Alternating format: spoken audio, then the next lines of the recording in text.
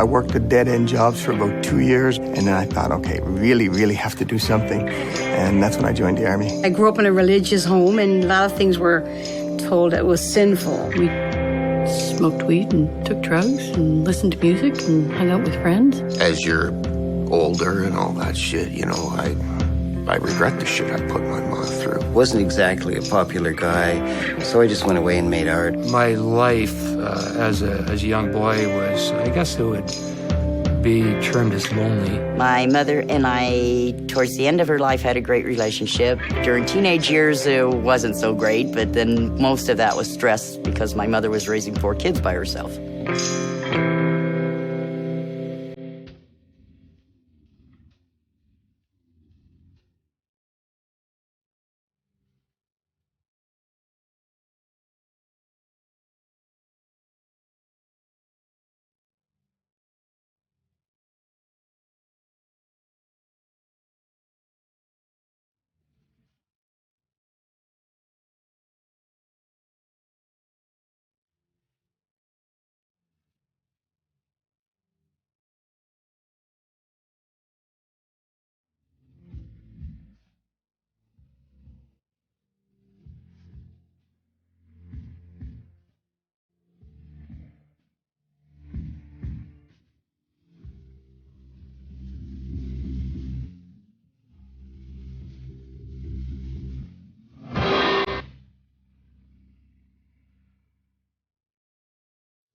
You ever seen a white boy with a cock below his knees? Huh? I got a tattoo that totally pays for it. Well, it has totally paid for itself. You know, you're a troop. You're half in the bag. I bet you $20. I got a cock below my knees. And it was just fun. I got my first tattoo on my 18th birthday. One of them's a little like backward Z. And they called it the Warrior's Ruin or the Death Ruin or something like that. The first tattoo I got was a memorial tattoo to my late husband. Not sure that he would have approved, but he wasn't here, so I went ahead and did it. And I said, tonight's the night. Steve said, okay.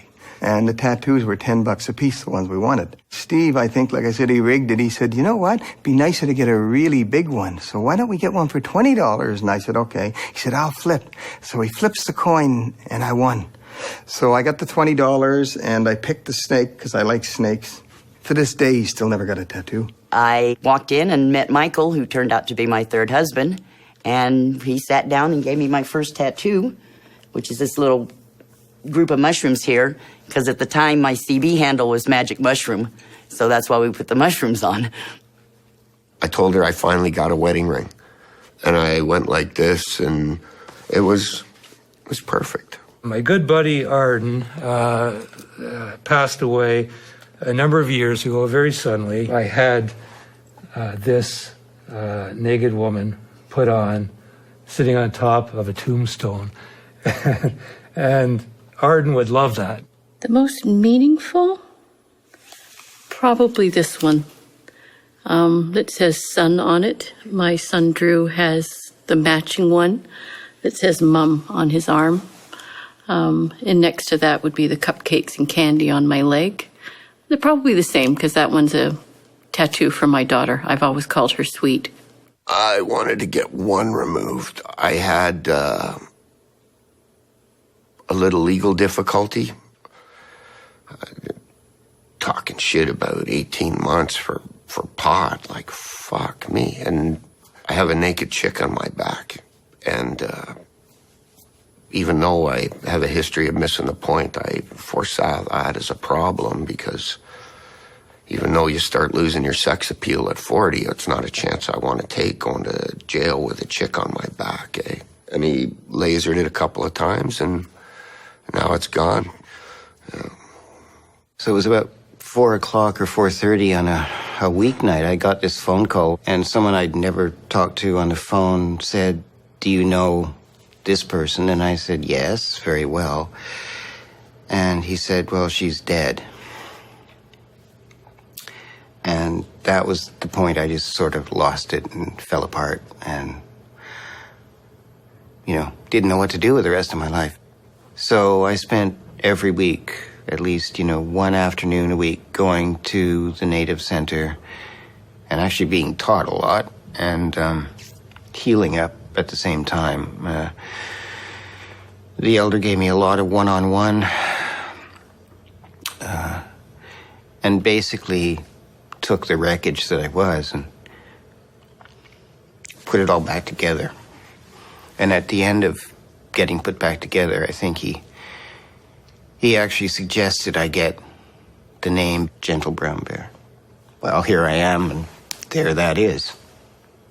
There are events in my life that basically drove me to, I guess, commemorate those occasions.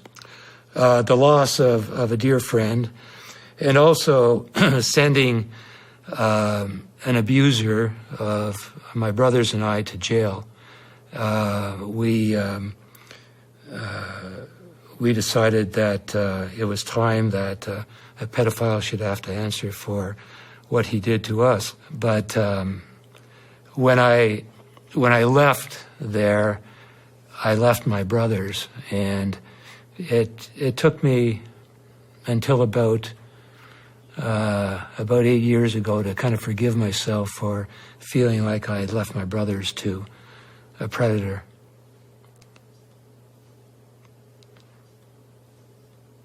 And so these folks took me in and gave me a place to live, but had it not been for them, I wouldn't be here today. Yeah, and I have Michael's name on my hip. You know, we got married in '99, and he died in 2001. We were married about 2.5 years. The surgeon came out, and he said, good news, bad news. And I said, okay, let's go for the good news. And he says, we didn't have to bag him. I said, let's go for the bad news. And he said, 6 to 12 months to live. And he made it to August 9th, 2001, when he passed.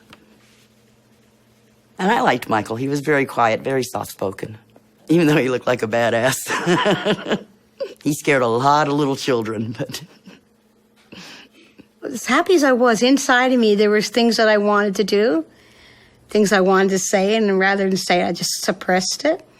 And then I got sick and went to the doctor and had bone marrow done and was diagnosed with leukemia. And the doctor said, you got a 90% chance of surviving. And I thought, that's really good odds, right? 10%, I'm not going to worry with that 10. When I realized I've come out of my leukemia, I finished my treatment, I thought, oh my God, you know, I've been given a second chance in life. I always felt like I was in a cocoon, you know, like listen to everybody else's rules and follow the regulations, but I was never really Bernice. Something Bill said to me when he was very ill, very close to the end of his life, was that he did too much of what was expected and not enough of what he wanted.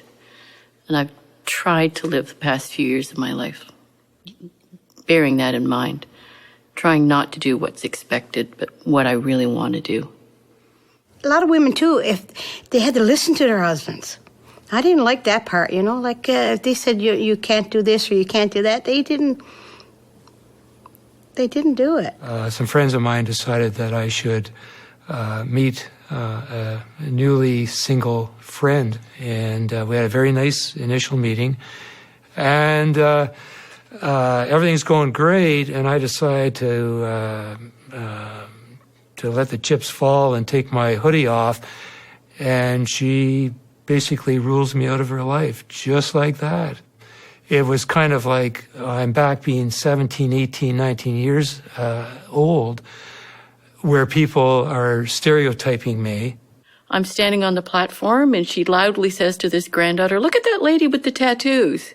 So I got on the subway, and doesn't she follow me and sit beside me and lectures me on why I should not have tattoos. And she got off with her grandchild, and the young woman that was sitting beside me said, I can't believe she spoke to you like that. I said, yeah, it happens all the time. And I just figure opinions are like assholes. Everybody's got one and they all stink. So it's like, you just ignore them and travel on with life. It's a fun part of getting old. Actually, I don't have a tattoo.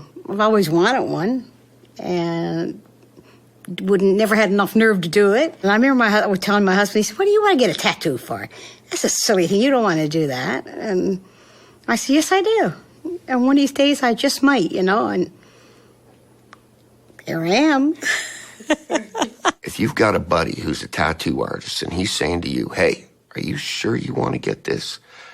That should set off alarm bells. My body, my tattoo. Your opinion is like, well, we all know what I think about opinions. Let the pain begin.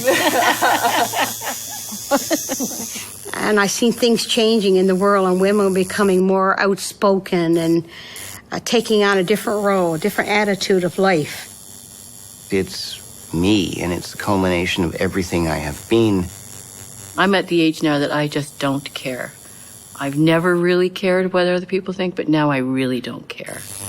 I said, well, I wanted to get a tattoo, and I got drunk, and I got the tattoo, and that's the end of that.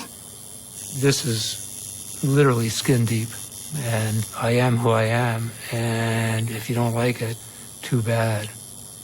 Yeah, I'll just be an old, wrinkled, tattooed lady. I mean, you'll still be able to know it's me. I think I'm a butterfly at this stage of my life now, for sure. Because I live like I sit in a cocoon. And I think I'm beautiful now. I like who I am. I'm happy. I remember one song that I heard, and I'm going to sing it for you if you don't mind. Just the chorus, okay? Que sera, sera. Whatever will be, will be. The future's not ours to see. Que sera, sera. Que sera, sera. That's what it is. Our future's not ours to see, but